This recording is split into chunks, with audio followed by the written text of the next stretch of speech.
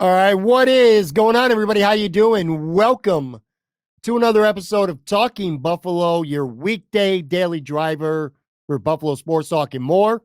I am your host, Patrick Moran. Thank you very much, as always, for locking in today, whether you're listening to us on the audio side, Apple, Spotify, iHeart, wherever you get your podcast from, or whether you're watching us on the video side via YouTube.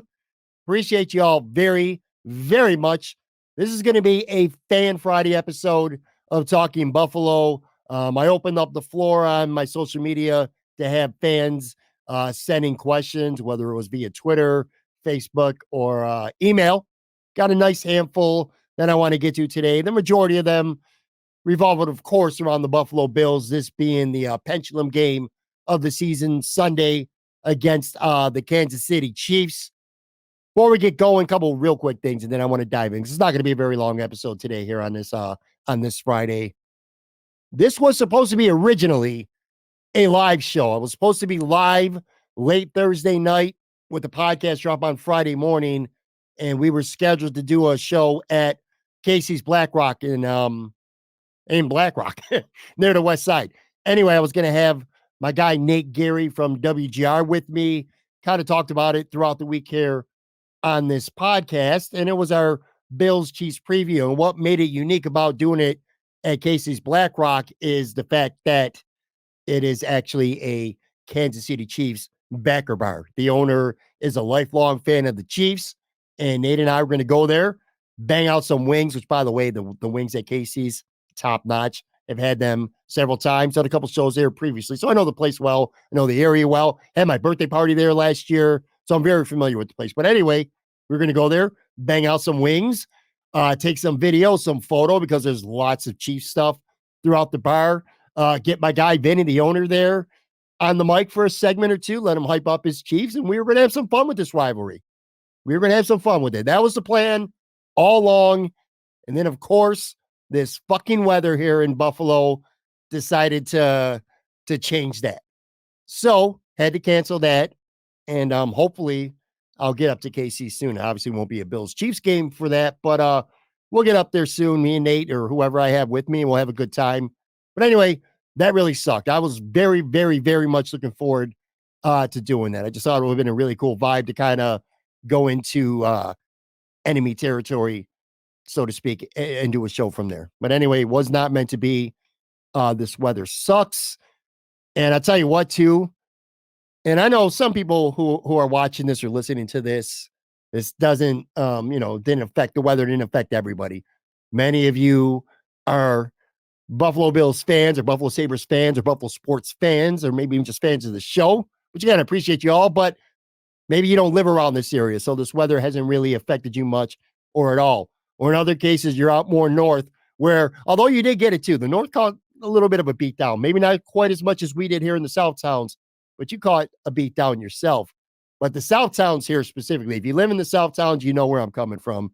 We got absolutely fucking hammered, pummeled with snow starting early weekend all the way to Monday, and then got like maybe a day and a half break. And then from Tuesday night, all day and night Wednesday into late morning on Thursday, just an absolute beating. So that shit sucks.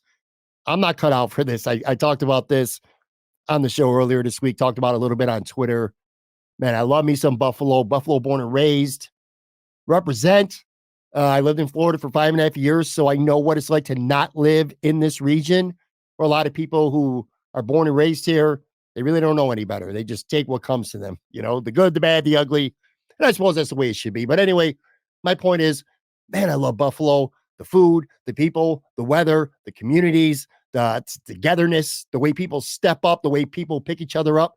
Buffalo is unlike anywhere else I've ever been in my life or anywhere else that I know of when it comes to that stuff. But I hate the winters, man. I hate the winter so much with a passion. I put up on Twitter earlier this week that Florida is back in play for me by the end of 2024. I meant what I said when I said that too, by the way. However, somebody pointed out something to me, and it's a very fair point. When you tweet something or say something, and sometimes in the moment out of emotion, you have recency bias. And I admit that. Maybe that's what I have right now going on because I'm in the, I'm in the thick of it. I'm in the worst part of the year in terms of weather. It just sucks and I hate it. But if you hit me up in June when it's beautiful and gorgeous and there's a lawn fake going on every week and there's a concert every week and you're walking around in t-shirt and shorts, Buffalo's elite. So I get it. It's just this time of year and I'm kind of pissed off about this weather. It sucks. On the positive side, though, well, I'll tell you what's not positive, too. So it's bad enough to get snowed in the South Towns. It's even worse when you hire a plow guy to do a job and he does the worst fucking job on the face of this earth. Just brutal. And by the way, I'm full disclosure, where we live, our house, I actually rent the house, it's not owned. So actually, it's part of our rent. The landlord is technically paying the plow guy. It's part of our rental agreement contract. But anyway, just an absolute shit job. The cars have been literally snowed in even after plowing. Took forever for my kid. Well, not kid. He's officially an adult now, but to still shovel out even after the plowing. And it's still really bad as we speak. But got to give some props here. I want to give a shout out before we get going with this podcast, man. He's a somebody who's become a friend of mine. Met him at Imperial Pizza when I started doing some of the live shows, developed a pretty nice relationship with him. My guy Ranger, who is one of the owners of the cereal spot on Elmwood Avenue, 547 Elmwood in Buffalo. More on that in a second. But anyway, I started talking to Ranger, told him what's going on with the plowing, and without even asking him, he volunteered to come here and help remove some of the snow. He's got some equipment, a skid steer and some shit like that. He's going to come here and get rid of a lot of the snow that's got my driveway and near the garage completely packed and snowed in, especially off to the side because the plow guy didn't even touch that.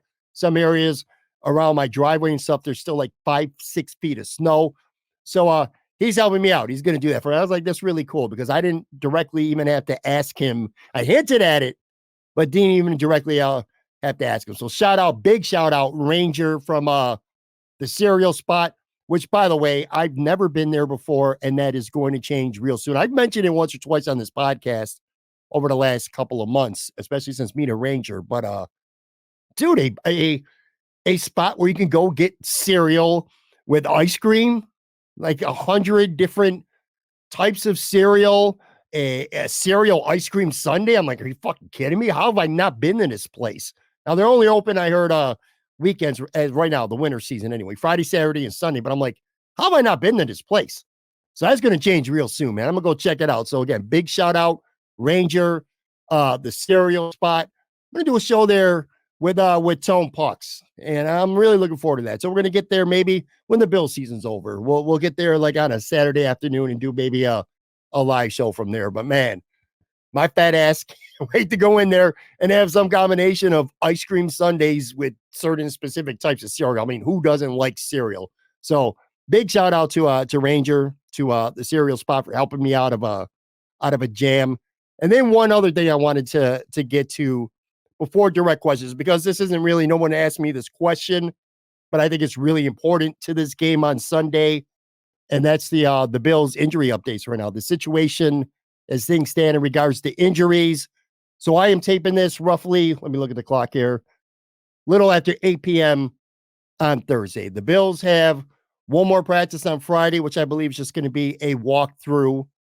And then we'll see how things play out going into Sunday. Might be the last information that we get going into Sunday, I should say. They had a walkthrough on Wednesday and a practice on Thursday. And in terms of the injury report, which is obviously quite lengthy and extremely worrisome, good news and bad news. We'll start with the good news. Rasul Douglas practiced on a limited basis this week, and he told Tim Graham that he said this after the Steelers game in the locker room, he plans on playing. And I believe that. So I believe Rasul Douglas will play on Sunday. And that's obviously a big lift for the Buffalo Bills, especially because of who's hurt. So you got Rasul back in. Tyrell Dodson practiced on a limited basis on Thursday. I think it's very promising that he'll be back.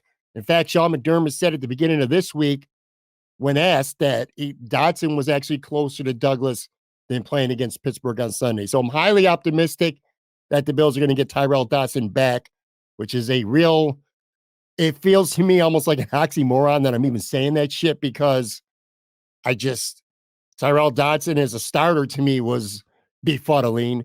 And Tyrell Dodson being a key component, a guy that you really want back in this lineup for a critical playoff game, sounds even funnier for me to say. But you know what? The guy's played well. He has his limitations. He's not good in pass coverage, but he does a lot of things well, man. He is a smart player. He's aggressive. He's very physical. He's a good tackler. That's the kind of guy you want out there with Isaiah Pacheco running the football. So it's actually a good get. Assuming he gets back, that's a pretty big lift for the Buffalo Bills. Tyrell Dodson's played well this year. I mean, he ain't the third best linebacker in the NFL like PFF grades him out to be, but ain't no bum either.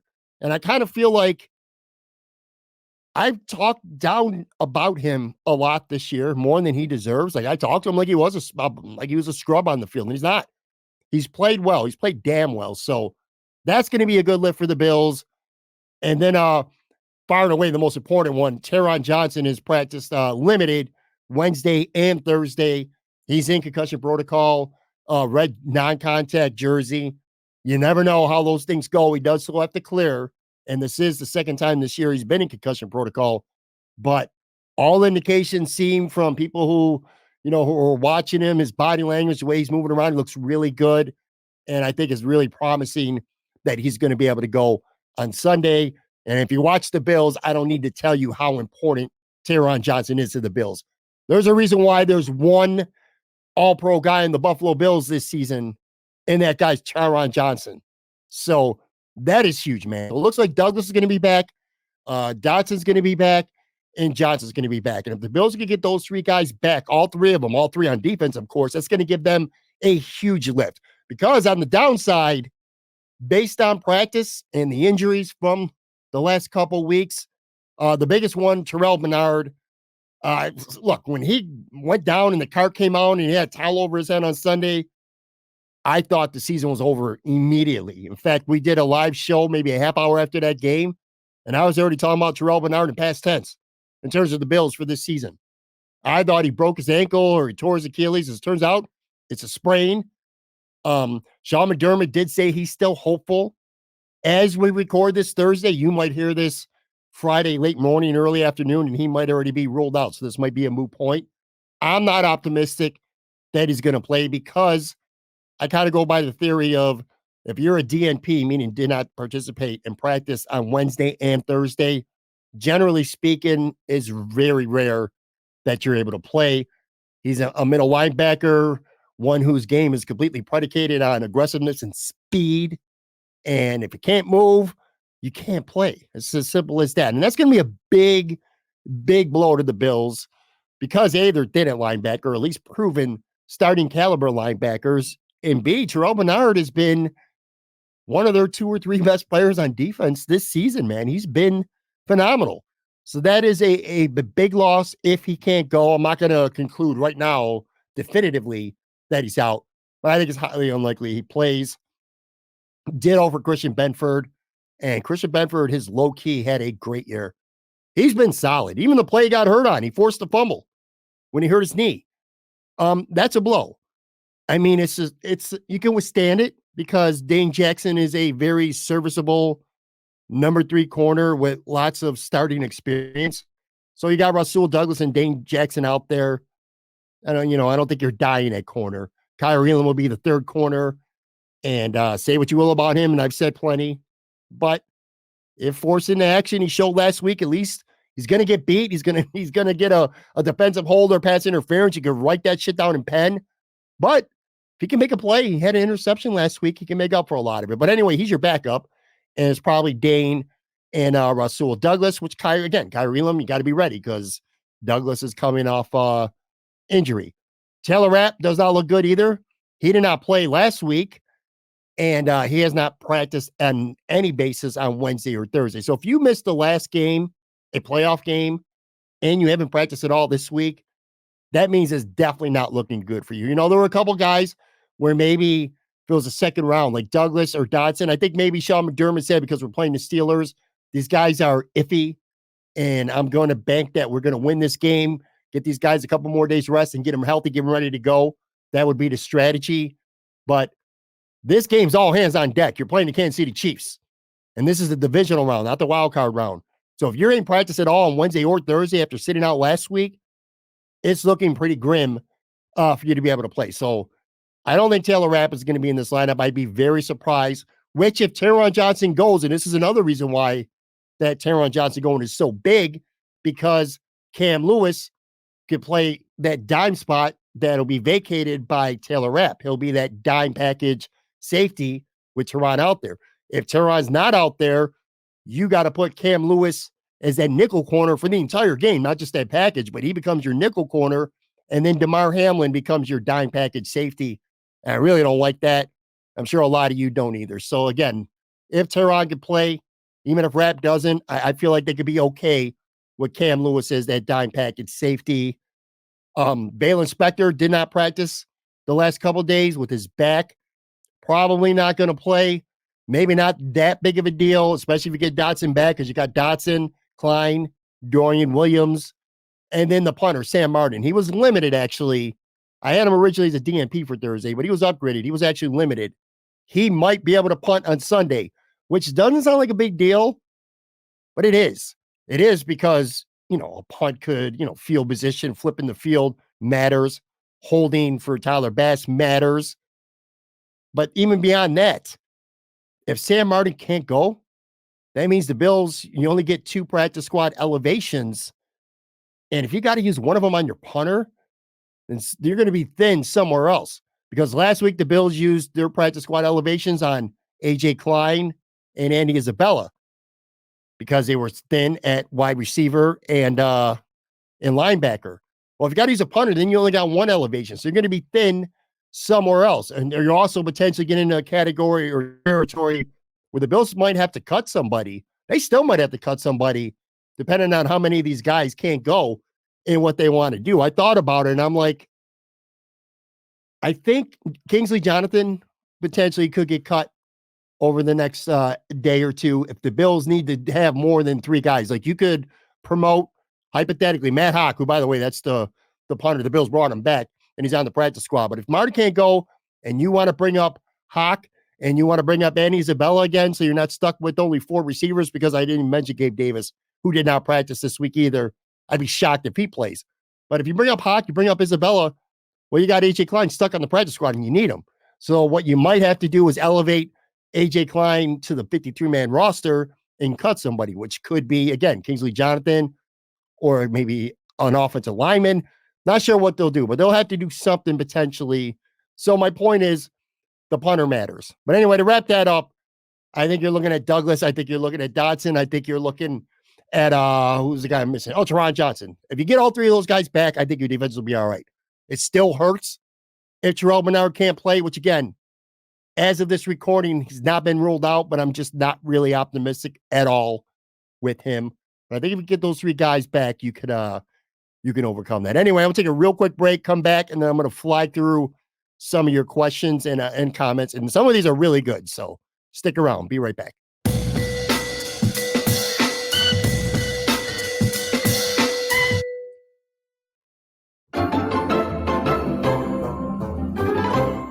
All right, I'm back here talking Buffalo Fan Friday. Let's get to some of your questions and some of your comments, because these are pretty good, man. I think I got 9 or 10 of them, and we'll start flying through them right here.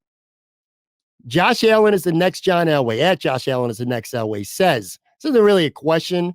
This is a comment, and I want to hit on it because I agree with a lot of what he says. He says, every great player reaches a crossroads. Young did with Dallas of the 90s. Jordan did with the Pistons. LeBron had to do it. This is the moment Josh Allen needs to rise up and overcome the defending champs. Yeah, I agree with this. I think this is a great comment from Josh. I think Josh Allen's already cemented himself. Even if the Bills go on Sunday and they lay an egg and they lose 37-10, I feel like Josh Allen has already cemented himself as being one of the top, at worst, 3 to 4 quarterbacks in this league in terms of talent. And you could certainly make an argument that he is as talented, or hell, if you want to be a little bit of a homer, not even that much of a homer. You could say Josh Allen is as talented or even more talented than any quarterback in the NFL, including the guy who's going to be standing on the other sideline on Sunday, physically anyway. But if you want to be considered, one of the best, not just talent, but you got to win. You got to win, man. And you got to beat Patrick Mahomes when it matters. You want to prove your legacy, and maybe legacy doesn't matter to some fans, to some media who covers the team. Hell, maybe it don't even matter all that much specifically to the player itself. But you got to get, if you want to be at that level, you have to beat Patrick Mahomes. You got to do it. You got to do it when it matters. Now, the Bills have won the last couple of years on the road in Kansas City in the regular season. This is the 7th time that these teams have met. I think they're 3-3 against each other. But the difference is Patrick Mahomes is 2-0 against Josh Allen in the playoffs. And ultimately, I think that's what most people will judge by. That's what they do judge by, is success in the playoffs. So Josh Allen's at that crossroads, like the point said. Let me bring that back up again. Jordan with the Pistons. For younger fans who might not know quite what that means, you hear about the Chicago Bulls, arguably the greatest NBA run of all time, certainly in the modern era for sure. When they won 6 titles, all 6 years that Michael Jordan played a full season, they won the NBA championship.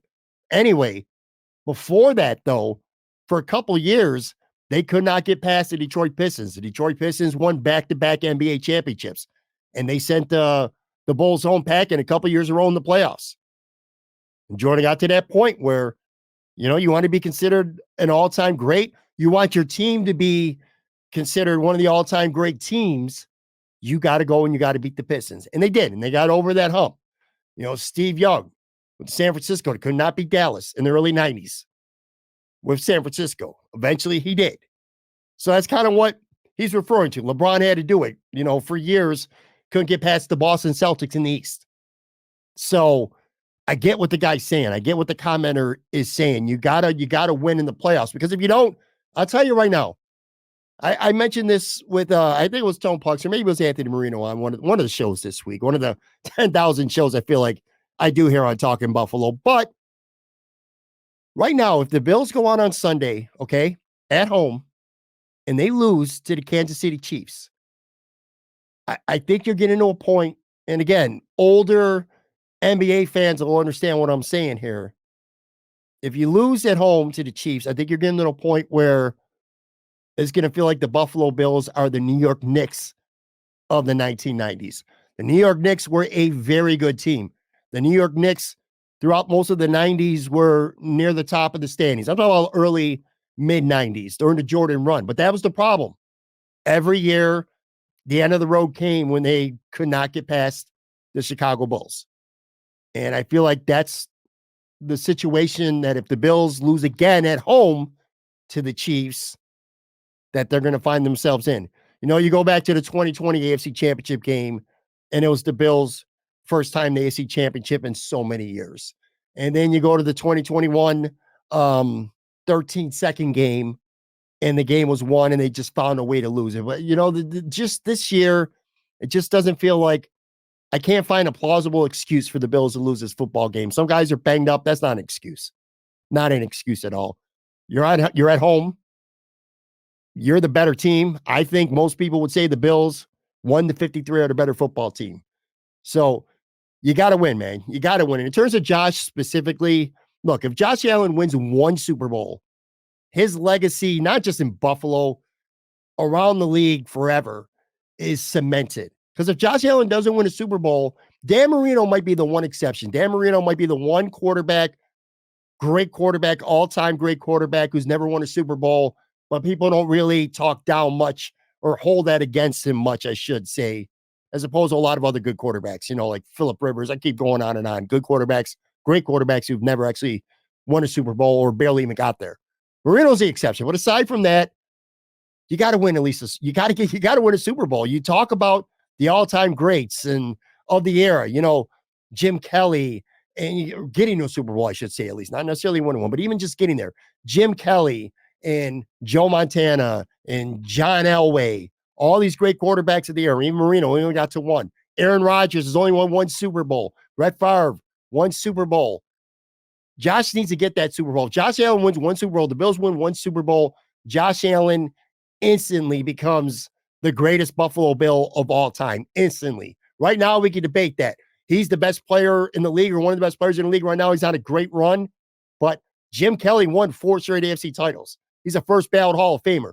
Thurman Thomas is a Hall of Famer. Bruce Smith, one of the greatest defensive ends to ever play football, period, ever. Andre Reed, Hall of Famer. Somebody, Jonah Lamelaire. There's so many. OJ even. There's so many great Buffalo Bills. And you could put Josh in that conversation right now and discuss it. But if Josh wins a Super Bowl, if he wins that first Super Bowl for the Bills, conversation's over. It's Josh Allen. So the legacy is there, but you got to win. You got to win one. And it starts on Sunday.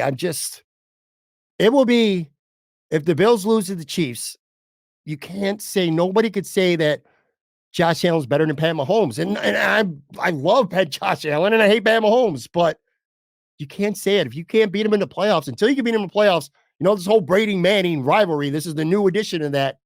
Well, I'll believe that when Josh Allen beats Pat Mahomes in the playoffs. So we'll see what happens there. That's my honest take. Maybe you completely disagree. And if you do, please, man, let me know.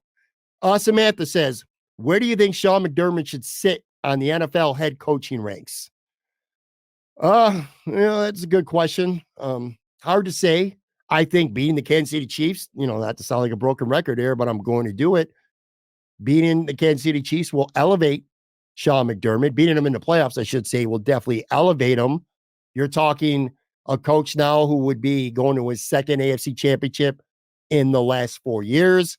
If the Bills win on Sunday, in terms of where I would rank him, I don't know, man. That's so subjective and it's so hard. But I'll tell you I wouldn't put him in the same class of Andy Reid, Harbaugh, Shanahan, McVay, Bill Belichick. That's for sure. So that's 5 right there. So that automatically makes me conclude, and there's none against Sean, man, not at all actually, but he's not one of the top 5 coaches in the NFL because I just named 5. Maybe he gets to, and this is with a win. Maybe he gets to, maybe it's not even with the win. Maybe he's already there. Matt LaFleur and Mike Tomlin, 17 years. You coach a team for 17 years and they never have a single losing season, man. You belong on a list, straight up. Zach Taylor, the Bengals. Sean Payton. I think that's where I would put McDermott right around now. So maybe somewhere as high as 6, as low as like 10 or 11, which is still like the top third of the league. I think Sean McDermott is definitely one of the top, among the top third of head coaches in the league. I think, just like I talked about with Josh Allen, I think this is a kind of a legacy game for Sean as well. I think he's going to win or lose. I think he's going to cement a reputation. If the Bills win and they beat the Chiefs, I think Sean McDermott solidifies his reputation even more so beyond Buffalo as a defensive coordinating wizard, somebody who brought this team together during tough times, who persevered, somebody who has coached his face off around so many injuries this season on the defensive side of the football, and has just done an incredible job. And, he got a lot of credit last year for the leadership that he exhibited when everything that happened with DeMar Hamlin happened and the weather and all these other factors. So that's the good in Sean, man. This is an opportunity to really cement that with a win. But you lose, especially if you lose a tight game where you could look at the game and say, oh, Sean, you should have went for this, or you should have use this timeout, or you froze here, you did something wrong. He might cement himself in the other way. It's possible for sure. A lot of people consider Sean McDermott kind of a gag artist, man. That 2021 playoff loss. Sorry, you can't run away from it. You can't run away from it.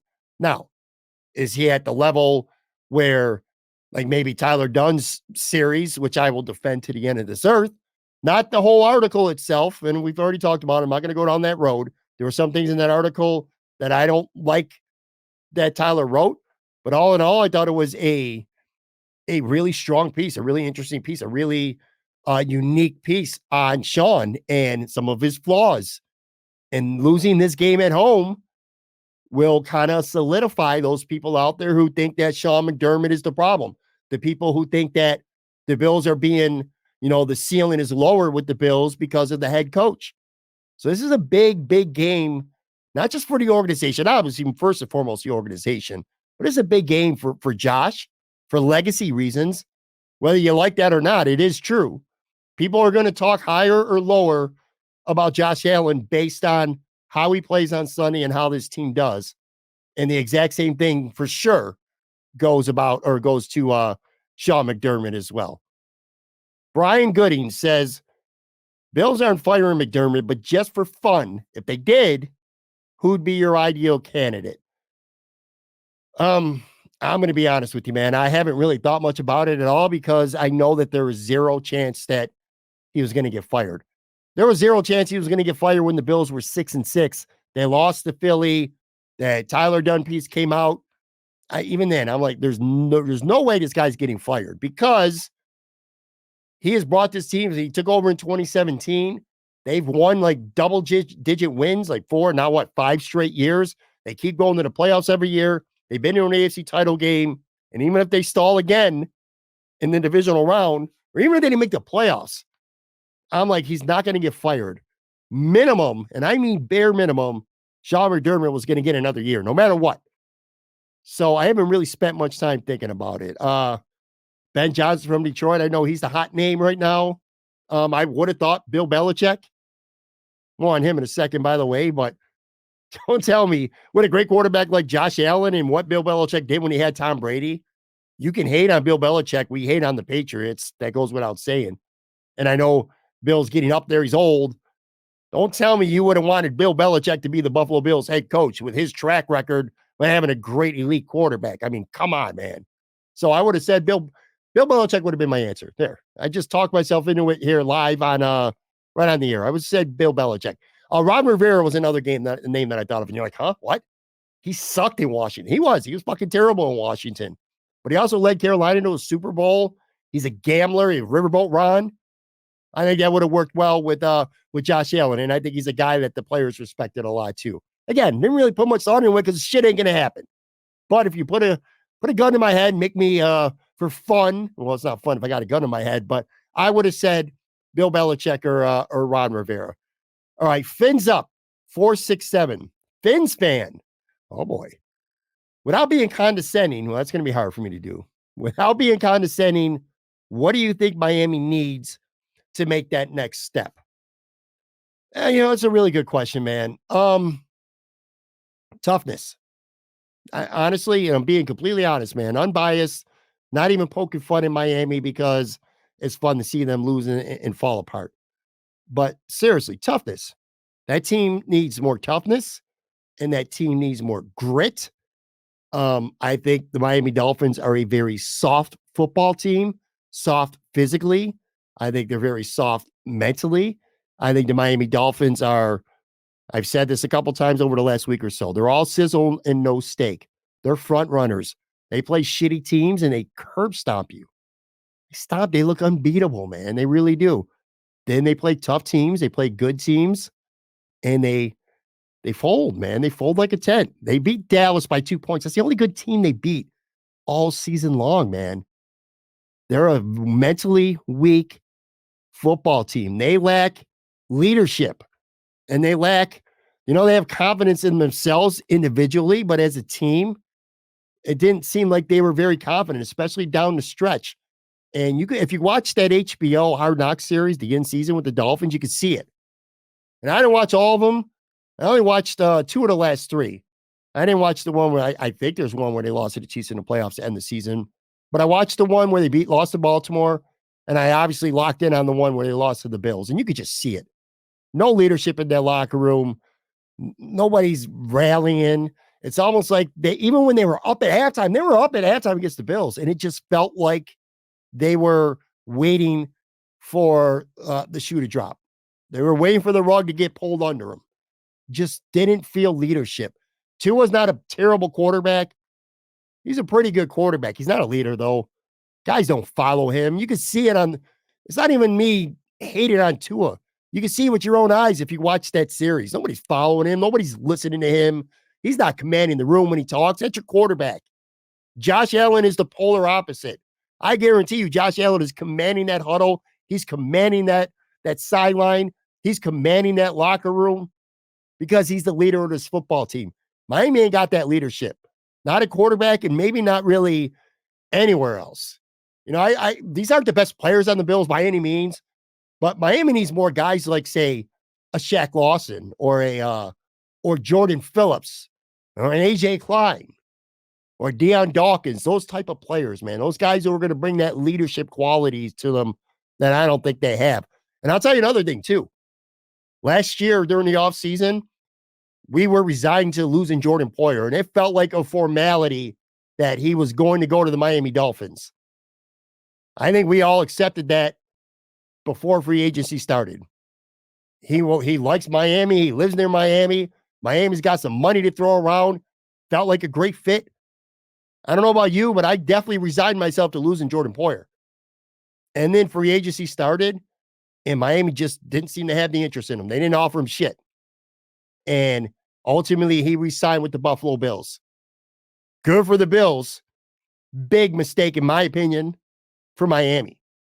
Now, Jordan Poyer as a player, is he the same player physically with the same traits at the same level that he had from, say, 2017 to through the 2021 season when he was literally an all-pro safety? Probably not. Everybody, it's father time, man. It gets everybody. But Jordan Poyer is still a damn good football player. Jordan Poyer is still a damn instinctive football player. Jordan Poyer is still a very damn physical player. And most importantly, Jordan Poyer is a great leader. And Miami could have had him if they ponied up, and they just didn't seem to have the interest in him. Thankfully, if you're a Bills fan. But Miami made a big mistake. All the stuff I just explained to you, the leadership, the physicality. Jordan Poyer, a guy like him, brings that. And you pass on him for flashier type of players, and you see it. You see it. With the last two games against the Bills and against the Chiefs, I saw a secondary when Josh Allen on 3rd and 13 is running the football, gets a first down, 2 or 3 defenders are there. They got him dead to right, 3 yards in front of the sticks, and they didn't want that smoke. Josh ran through him and got the first down. You think Jordan Poyer is going to let Josh Allen run through him like that? Jordan Poyer might get ran over, but I promise you, he's putting that shoulder and he's going to give him his best lick. Because that's the type of player he is. But these guys, Kader Hall and Elliott and these other guys, Eli Apple, I mean, you freaking kidding me? They wanted nothing to do with it. Just like in Kansas City, they wanted nothing to do with Pacheco or that physicality that Kansas City was bringing. So to answer your question, a very long-winded answer to a good question, Miami is soft and Miami doesn't have leadership. So that's what I would be focusing on. Maybe stop worrying about trying to get big-name players and get leaders that are going to help your football team there. Good question there. Alex, need an X factor for Sunday. Who you got? I'm going to start to get through these real quick here because I don't want to be another 20 minutes. Von Miller. Von Miller is my X factor for Sunday, and here's why. I've been an advocate for weeks now of him not even being active. I felt like Kingsley Jonathan is better than him right now. Like Kingsley Jonathan has a better chance to make a play in a football game than Von Miller has right now. Up until this point. Because for the first time all season, you watch the film, you watch the tape back, Von Miller looked really, really good against the Steelers. Didn't get a sack. And I know there was that one play where he just pushed Mason Rudolph. He thought Mason Rudolph got rid of the football. That's the only reason why he didn't get a sack. Otherwise, it would have been a sack. But anyway, you've seen shoulder dip. You've seen swim moves. You've seen an inside spin move. You saw bend with the shoulder and the hips and the knee in his pass rush. Haven't seen that all year. I didn't hear it personally with my own ears, but I heard Von Miller talk about how he's feeling it right now this week. And I think Von Miller, generally speaking, is full of shit with football and a lot of other things too. But I believe him right now. I think it's there. So you go into this Chiefs game, And look, man, I said this yesterday with Anthony. I am sick and tired of having to preface every time I talk about Von Miller the shit that happened off the field. We all feel the way we feel about it. We all know. Okay. I'm only talking football here. But I think he's at a point now where he can make up for a lot of shit, a lot of football shit, I should say, with a good game on Sunday. He was signed last year to make that critical in the playoffs against the Chiefs. Big sack, big strip fumble, big something. And I feel like this Sunday, he's there. Or he's not, he's really close. And maybe this is the week where he is there. He has the ability to go out and make something happen. So I'm excited to actually watch him play for the first time all year. I'm actually intrigued, at least, to go out there to see what he could do, especially against that right tackle, man. Juwan Taylor, I think that dude sucks. And he's probably going to get 1 or 2 penalties. Von Miller's got a chance to have an impact on this football game. And I think personally, he's going to be the X factor. All right, let's move along here. Maz Vids, love Buffalo, but geez, I'm in rural county outside of Albany, New York. It's so damn cold out that your boots hate you for walking in them, but at least we don't have that lake effect snow. Oh, I'm not really going to get into an answer. It's not really a question. It's more of a statement. Thanks for the comment, Maz. Yeah, dude, trust me, it's very cold here. Talk about your boots hate you for walking in them. Ditto for here. And the difference is we are getting that lake effect snow. It's pummeling in us. It was so nice in December. Knew that shit was coming. Stephen N., do you buy sports media people who cover the team that they are not fans and don't care who wins? No, I don't buy that at all. I don't blame sports media people out there who cover the team that hope that the team they cover wins. And I certainly don't hold it against any sports media people out there who cover the team and they hope that the team that they cover wins. Now, outwardly cheering for the team, no. And I don't do, in fairness, professionals anyway, they don't do that. They don't outwardly cheer for a team. They're not going to be in the press box high-fiving somebody if Gabe Davis makes a big third down catch to put a game away. No, of course not. That's not going to happen, nor should it. That's not acceptable. Of course not. But look, I've had I've had most of the Buffalo sports media on my show at some point, some of them several times. I've had a lot of in-depth conversations with them. I've asked this question before, and they'll say they're not fans of the team. Most of them will say that they're not a fan of the team. And with all due respect to them, and again, this is nothing negative whatsoever towards them, I've never bought that. And I don't blame them. I don't blame them. There's a part of them, I feel, whether it's whatever men or women they are, they're covering the beat, covering the team. They want to see the team win. They want to see the team do well. And there's nothing wrong with that.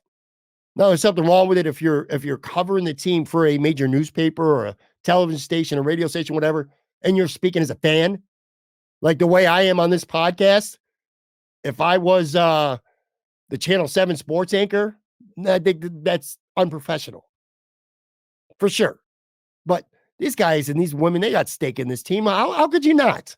When you cover a team and you're around these guys all the time, you build relationships with them over the time. You care about these people. You come to care about them. You see how hard they work all year long. Some cases you see them get hurt and you see how hard that they work to get healthy, how hard they rehab. You see that because you're around the team all the time. You see how much work they put in. You see how desperately they want it, how badly they want to win.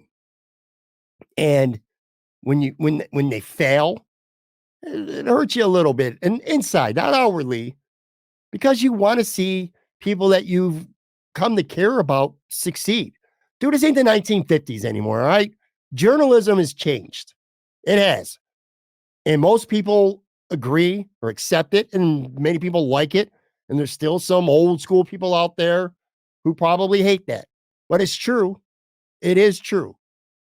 And social media and so many other outlets, you get to know these players on different levels now. And again, you're not in the press box. You're not cheering for them. You're not on the sidelines with a microphone. Hooray, hooray. The Bills won, this and that. That's not what I'm saying. But there's a part of you that covers this team you want to see them succeed. You do. And I feel like, for the most part, maybe I'm wrong on a couple people, but generally speaking, if I know 20 people who cover the Buffalo Bills, my gut tells me that 17 of those 20 people want to see the Bills end the season winning a Super Bowl. Because to your point, your question was, do they care? And I do think they care. 17 of 20 people who cover the Buffalo Bills are probably 17 to 20 people who cover any NFL football team. I think they do care if the team wins or loses. All right, last couple here. Greg says, if the Bills get to the AFC title game and it's in Orchard Park, who should lead the charge? Good question. Can't go wrong with Jim. Can't go wrong with Bruce, who, by the way, Bruce is leading the charge this week against the Chiefs. Can't go wrong with Thurman. Can't go wrong with Reed. Suppose you can't go that wrong with, Tasker or whoever else. For me, two people come to mind. One of them is John Murphy, the voice of the Bills, and that's just because of the heart attack and he's been unable to work this year. Probably would be really cool to see him be able to get on the field if he could do it. That would be great. But if not, I would say Marv. Got to be Marv. If Marv's healthy enough to get in Buffalo in this fucking tundra of a city right now and all the goddamn snow, you get him here, keep his ass nice and warm, get Marv on that field, let him lead the charge. That would probably get me more hyped than anything else. His old, where else would you rather be? That will never get old when it's coming from Marv. It gets old when other people say that shit, but it ain't never going to get old when it's coming from our boy, Marv Levy. All right, just two more here, and we're done. Tagla 35B. Thoughts on Bill Belichick to Atlanta? All right, so as we record this on later Thursday, Josina Anderson is reporting that Barn and Snag, Bill Belichick, is likely to become the next coach of the Falcons. I'll talk about this more with the guest maybe next week because, again, we're running kind of low here on time. I will say I'm a little bit surprised, though, if this is how it plays out. I would have thought going into the offseason, if Bill leaves New England, that he was going to go to either the Chargers or to Dallas.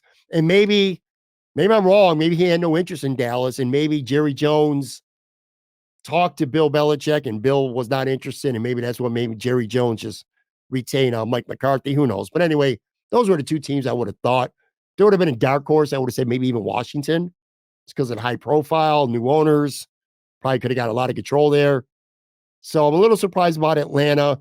I mean, they got a decent roster, nice defense to work with, definitely some pieces, good veterans like Bud Dupree, Calais Campbell, Jesse Bates, one of the best safeties in the NFL.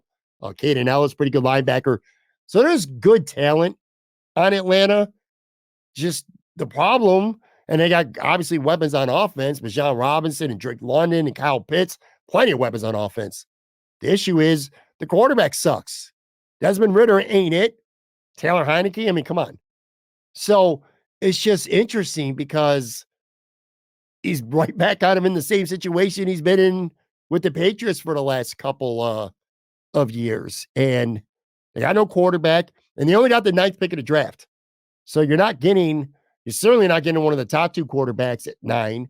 You're probably not getting, in fact, you're almost certainly not getting, it'll be Daniels, the third quarterback take. It'll be gone before 9 probably. So you have to move up, make some moves. I've heard that he liked Justin Fields a lot during the draft process. So, Justin Fields could be on his way out of Chicago because they would take Caleb Williams. So maybe they make a trade. I would think if Bill's taking this job, they got some kind of plan on who they want to target at quarterback. But anyway, thoughts on it is that, yeah, I'm just surprised that it would be Atlanta. All right, not a question here, but we're going to end the show this way. Final Bills versus Chiefs prediction. Before I get to that real quick, round the league. NFC, Green Bay smacked Dallas. That was great, but I think that story is coming to an end. I don't think their defense is going to stop Frisco. I don't got a score for this game, but I can see Frisco winning by like 13. Detroit, I like Detroit over Tampa. Tampa, again, another story. Baker Mayfield has been a really good comeback story this season. In fact, if it wasn't for Joe Flacco, be a lot more talk about Baker Mayfield winning comeback player of the year if you're not going to give that to DeMar.